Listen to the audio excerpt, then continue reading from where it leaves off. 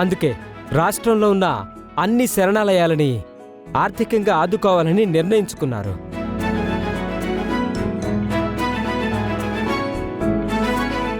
దానికి సంబంధించిన డీటెయిల్స్ అన్ని సేకరించమని నాతో చెప్పారు. అదే ఫోన్లో మాట్లాడుతున్నాను. అమ్మ చేసిన పనిని నాయన అంగీకరిస్తా ఉంటాడన్నమాట. అమ్మ ఒక్క అనాథ శరణాలయానికి సాయం చేస్తే అమ్మని స్ఫూర్తిగా తీసుకుని నాయన రాష్ట్రంలో ఉన్న అనాథ శరణాలయాలన్నింటికీ సాయం చేస్తా ఉంటాడన్నమాట. చాలా సంతోషంగా ఉండొచ్చు నాయన. రాజు, వెంటనే ఈ విషయం అమ్మకి చెప్పాలి.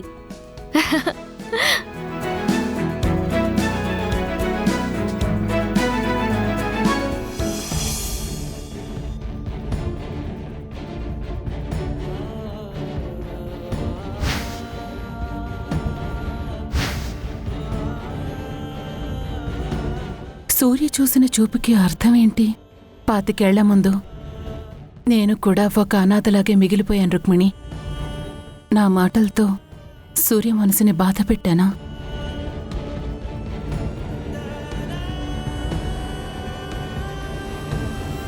అనవసరంగా అనాథ శరణాలయం గురించి చెప్పి తప్పు చేశానా? అమ్మా అమ్మా అమ్మా, నీకో విషయం తెలుసా? ఏంటి రూపా? నీ పేరు వింటేనే కోప్పడే నాన్న, నిన్ను చూస్తేనే అసహించుకునే నాన్న ఫస్ట్ టైం నిన్ను ఆదర్శంగా తీసుకున్నారమ్మా. ఏమంటున్నావు రూపా? అమ్మాయి గారు చెప్తుంది నిజమే అమ్మగారు. మీరు అనాథ శరణాలయం కోసం ఏం చేశారో, ఎంత చేశారో విన్న పెద్దయ్య గారు ఒక్క అనాథ శరణాలయం అని కాకుండా రాష్ట్రంలో ఉన్న అన్ని అనాథ శరణాలయాలకి సహాయం చేస్తున్నారు అమ్మగారు. అది వినగానే నాకు చాలా హ్యాపీగా అనిపించిందమ్మా.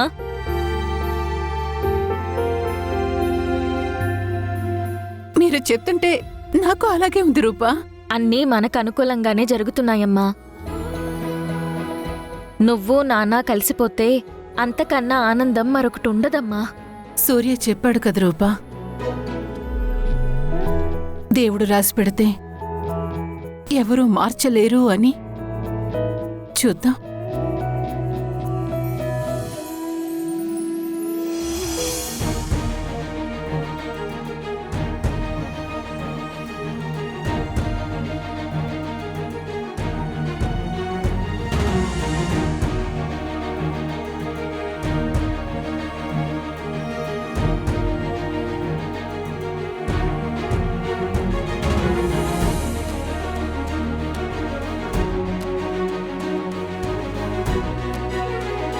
సూర్య,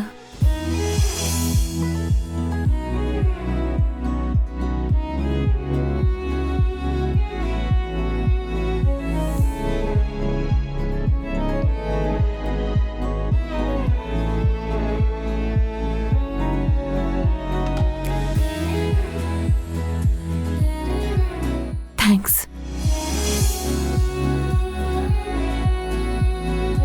అనాథ శరణాలయానికి నువ్వు చేస్తున్న సహాయం గురించి విన్నాను. చాలా గొప్ప పని చేశావు సూర్య. అందుకే థ్యాంక్స్ చెప్పాలనిపించింది. నేను చేసిన గొప్ప పని నాకంటే ముందు నువ్వు చేశావు. మంచి పని ఎవరు చేసినా అభినందించకుండా ఉండలేను. ఆ మంచి పనిని ఇన్స్పిరేషన్గా తీసుకోకుండా ఉండలేను. నాకు ఇన్స్పిరేషన్గా ఉన్నందుకు నీకు కూడా థ్యాంక్స్.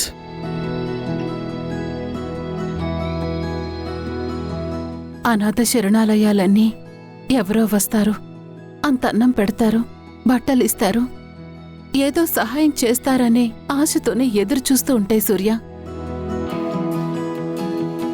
అలాంటి అనాథ శరణాలయాలకి నువ్వు సాయం చేశావు. ఈరోజు నువ్వు నాకు స్పెషల్గా కనిపిస్తున్నావు సూర్య. థ్యాంక్స్.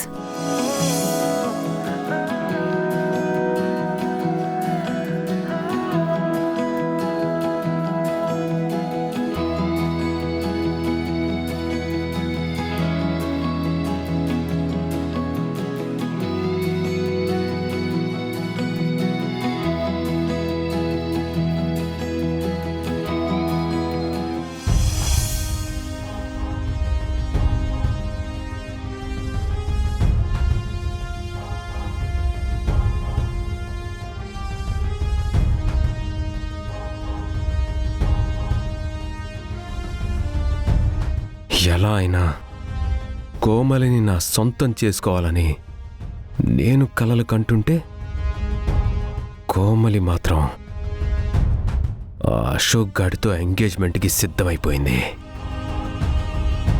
కోమలికి అశోక్ కరెక్ట్ కాదు. నేను కోమలి మేడ్ ఫర్ ఈచ్ అదర్లా ఉంటాం. ఏదో ఒకటి చేసి కోమలిని అశోక్ గాడి నుంచి బయటికి తీసుకురావాలి. నన్ను ఇష్టపడేలా చెయ్యాలి. కోమలి ఎక్కడుంది?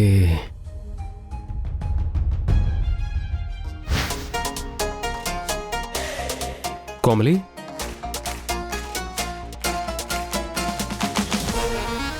నీతో కొంచెం మాట్లాడాలి. చెప్పు దీపక్. మా మావయ్య దగ్గర నుంచి నిన్ను నేను చాలాసార్లు సేవ్ చేశాను. ఫస్ట్ టైం రాజుని నిరికించాలని చూసినప్పుడు నేనే నీకు మెసేజ్ చేసి కాపాడాను. ఆ తర్వాత ఆ ఆనంద్ ప్రూఫ్స్ తీసుకొస్తే ఆ రోజు మావయ్య నుంచి నిన్ను నేనే సేవ్ చేశాను. అంతటితో ఆగలేదు కోమలి. నీ బండారం బయట పెట్టాలని చూసిన ఆనంద్ని మక్కెలెరగదాన్ని పంపించాను. ఇవన్నీ ఎందుకు చేశానో తెలుసా? నీ కోసం. నీ మీద నాకున్న ప్రేమ కోసం ఇదంతా చేశాను. ఇప్పుడు నువ్వు అశోక్తో ఎంగేజ్మెంట్ చేసుకుంటుంటే నా వల్ల కావట్లేదు కోమలి. రేపు ఎంగేజ్మెంట్ జరగడానికి వీల్లేదు కోమలి. అయినా వాడి దగ్గరే ఉంది, వాడిని వదిలే కోమలి. నువ్వంటే నాకు చాలా ఇష్టం. నిన్ను నేను పెళ్లి చేసుకుంటాను. మరి నన్నేం చేయమంటావురా?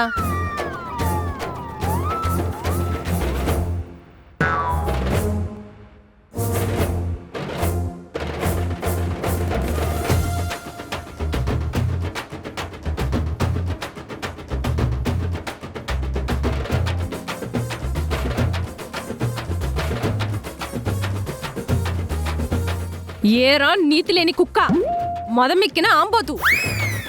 ఏంటి మందరం అరే ఊరే అంటున్నావు? నీలాంటోడికి ఆ మర్యాదే ఎక్కువరా.